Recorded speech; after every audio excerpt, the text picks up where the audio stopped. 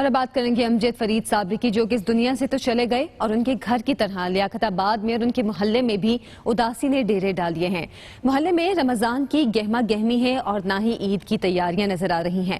اہل محلہ بھی افسردگی کا شکار ہیں۔ ثنا فاطمہ کی رپورٹ۔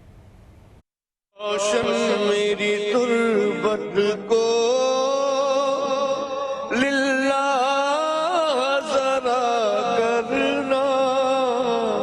امجد فرید صابری کے اندوہناک قتل کو کئی روز گزر گئے۔ جب وقت نظر آئے آقا دیدار عطا کرنا۔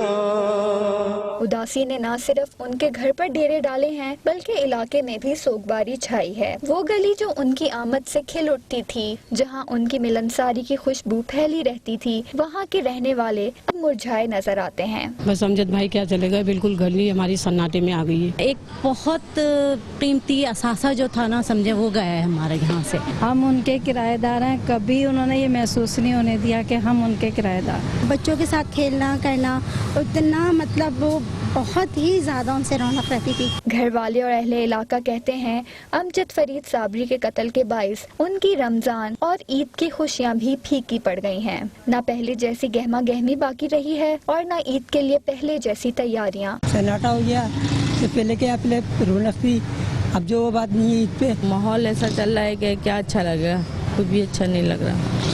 امجد بھائی کی کمی کوئی پوری نہیں کر سکتا۔ اداس ہو گئے پوری گلی اور بھی جگہ روڈ سب ویران ہیں، وہ بات ہی نہیں ہے جو ہوتی ہے پہلے۔